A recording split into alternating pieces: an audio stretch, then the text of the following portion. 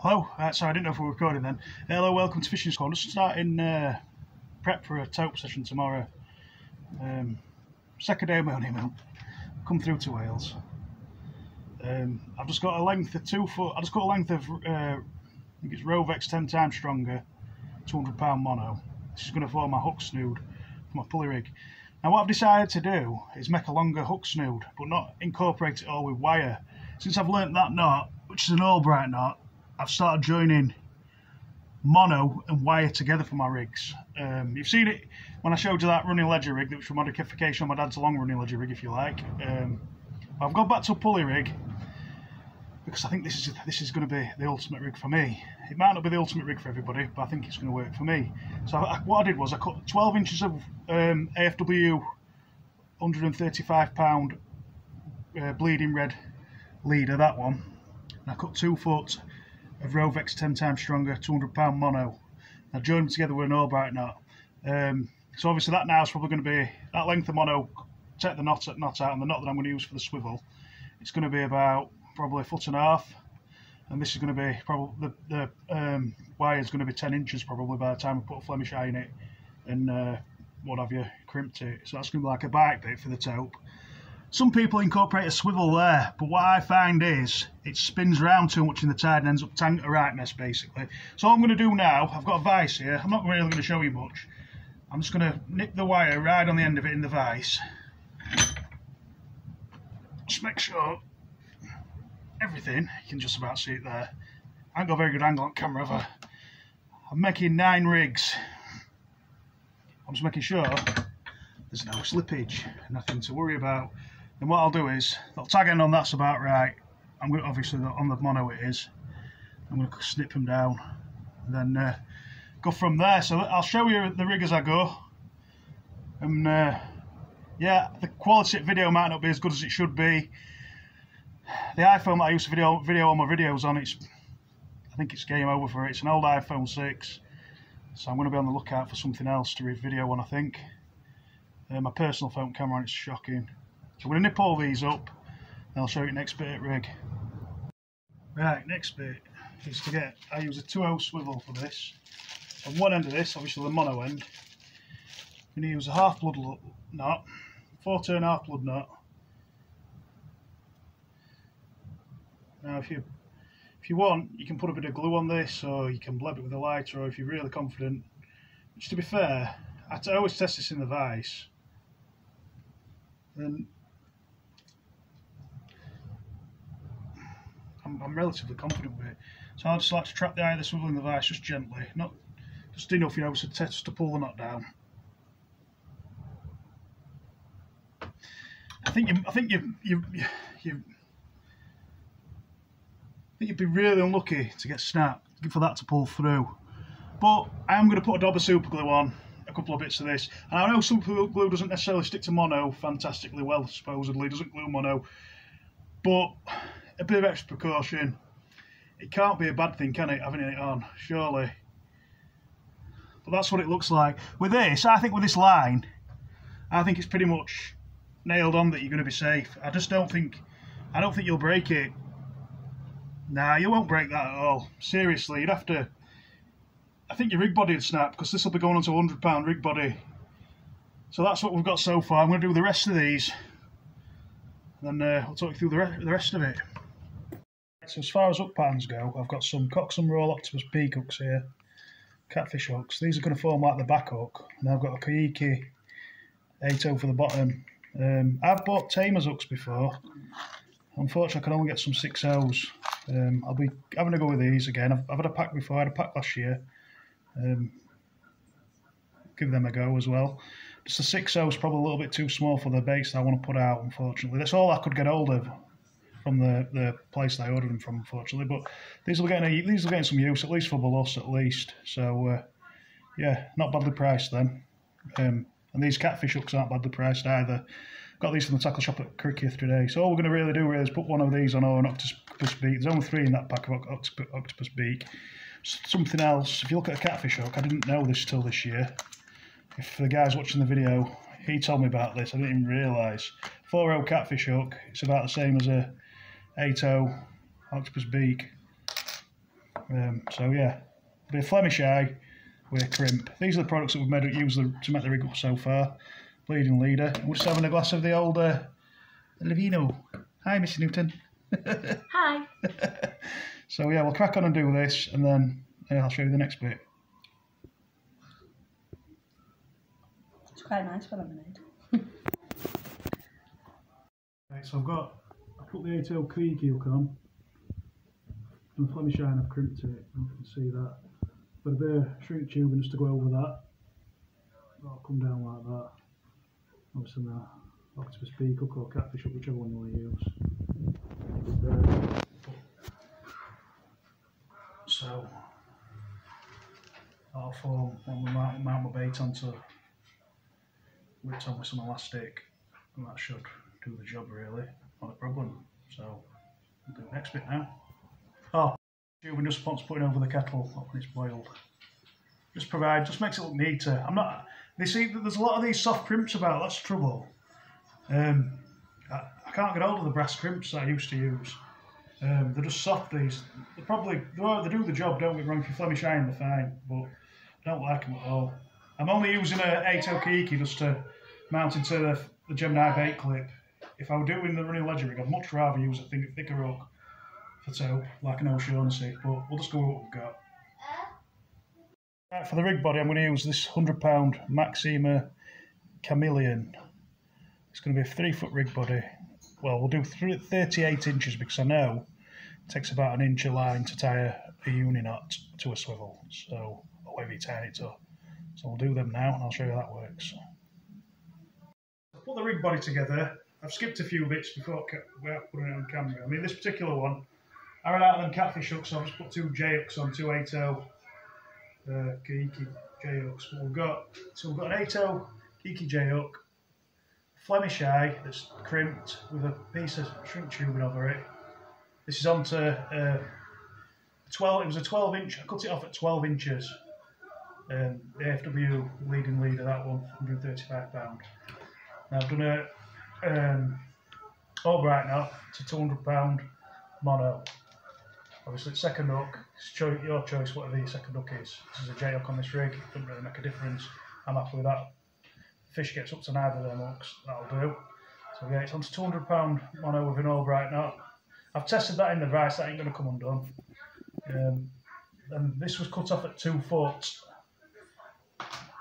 And then it's tied to a 2-0 swivel with a half blood knot. And then we've got, I said 36 inches, but when I set it up, it wants to be 40 after you've done your knots. I did uni knots on this to the 2-0 swivel at this end. I then put a bead on, another 2-0 swivel, another bead when it comes down, onto a Gemini splashdown solo. I've then put another bait clip on there, upside down, with a piece of rotten bottom onto a 6-ounce lead. That then is going to itch onto there, and that'll release when it hits the water.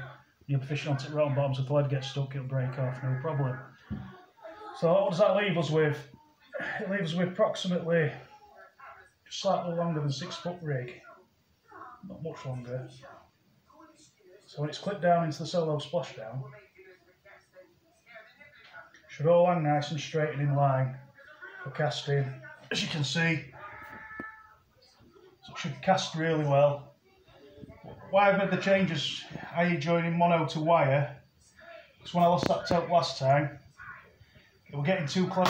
It was due to the fish getting too close to the main line, which is to be tied on that middle swivel, that flowing swivel there.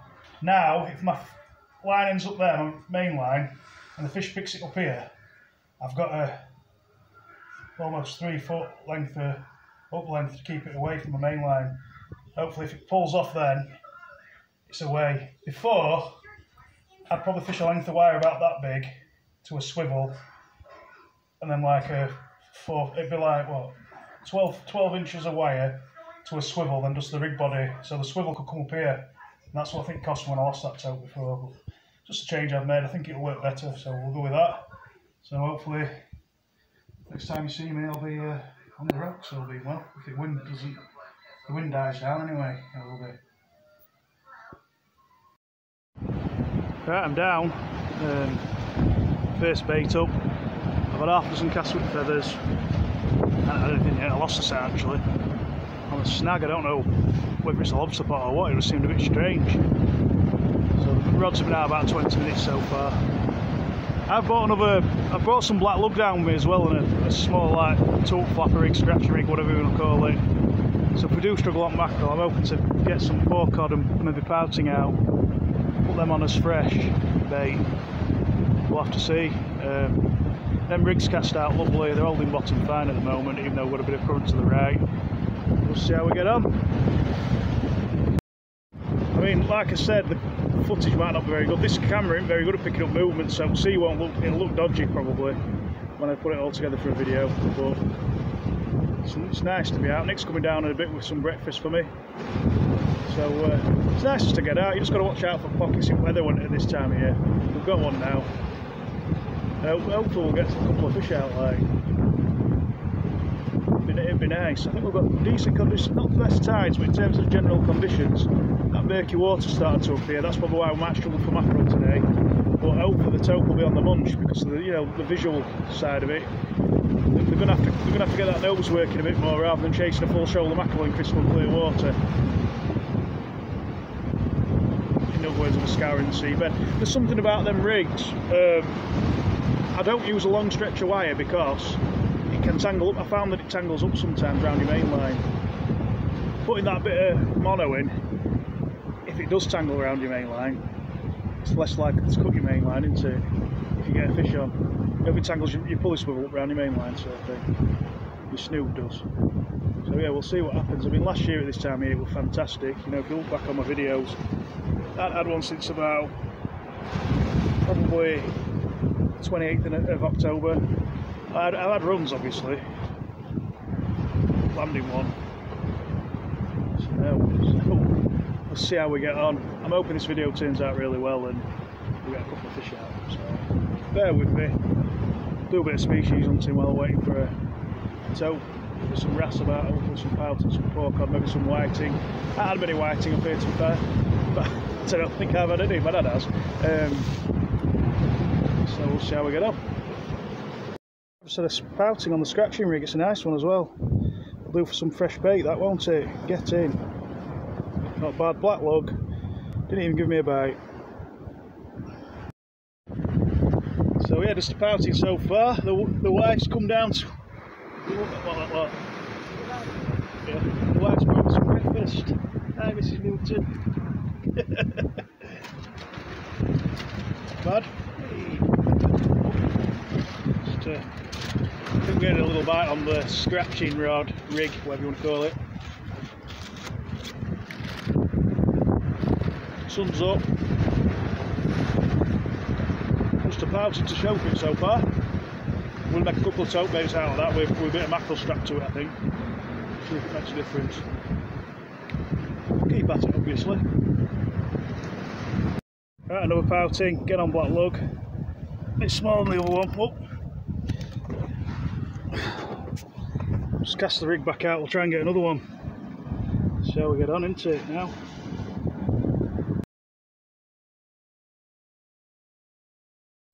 Right, I've ended up, there's a day gone by since I caught the pouting and pork cod. I'm going back for another session because it was too rough yesterday, so I didn't really do an end to that video. I'm going to have another go today. I'm going to put 3 rods out for tope today. Hopefully we get at least one. Managed to pick up some frozen mackerel. I'm going to chuck the feathers about for an hour and see what happens. So yeah, we're down there in a bit. Footage ain't going to be too good on my own. This camera's shocking. I haven't caught a tope for a long time. I'm going to concentrate on getting it in if I get one on. So it'll be just the same setup that I normally use.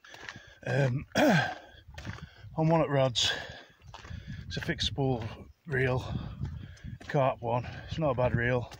It's got £25 on, £25 line on it, £70 leader. I'm just going to try and break my rod to get that out. It's going to have that South African rig on. So see how that goes. It's going to be a South African rig, but panel style on the hook length with 2 6/0 tamers on. It's going to be, I'm going to put like a nice compact small bait on, if you like a tail section or just a head with a bit of shoulder on it, and launch it, see what happens. So we might put that out straight away, that, and chuck the feathers about around it. So we'll just see what happens, like I say. Other than that, we'll see you at the mark. It's going to be the first bait going out, that. Put plenty of elastic on it, made sure them hooks are nice and secure in that bait. I'm going to clip it up with a lead on this South African rig and get it banged out, and hopefully something will turn up this morning. I'm confident, but you know what it's like for me. Alright, so I've been down here about probably 5 hours now. I haven't done much filming, to be honest with you. I caught 2 mackerel and a pollock straight away. Oh, got a tope on. Just wait there.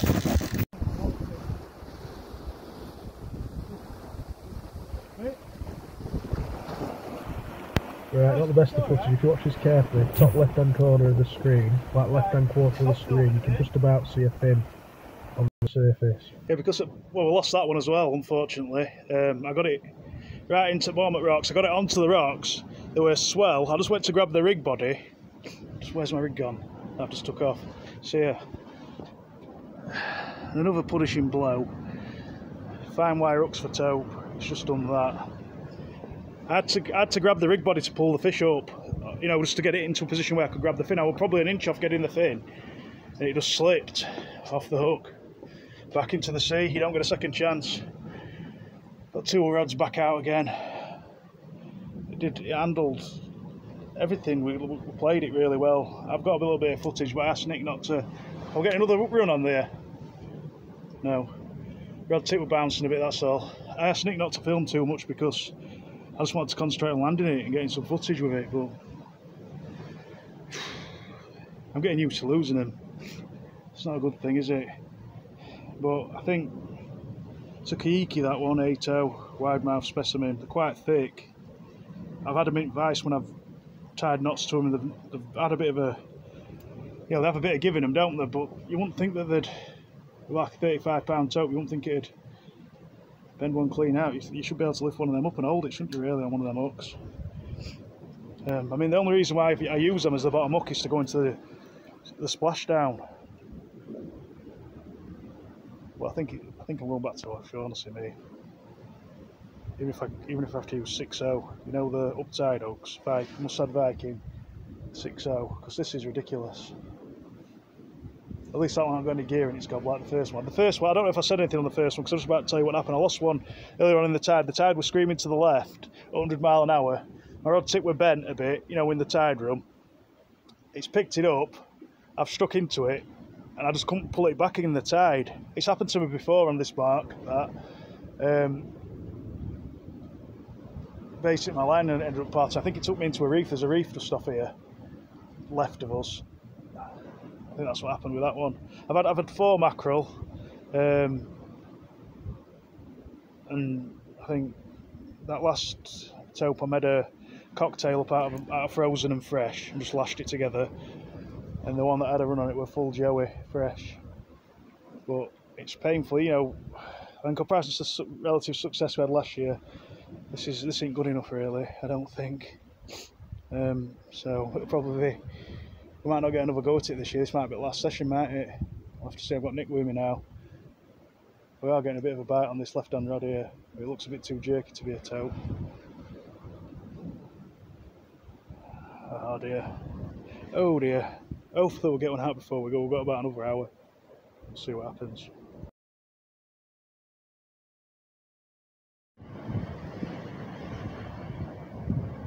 I'm sorry that been more sort of footage as such. We think we might have got a bit of the tope on the surface, but I'll try to make sure we landed it. It's one of the reasons why I didn't do much filming, plus the phone I'm using to film on it very good for filming.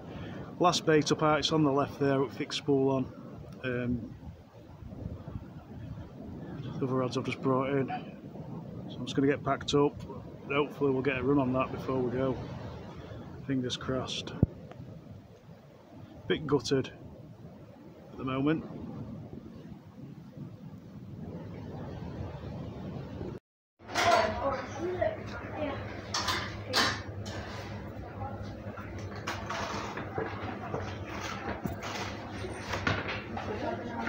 So I'm back now. We'll see. A bit disappointed. Got a quick kebab in Cathali. Just got a beer.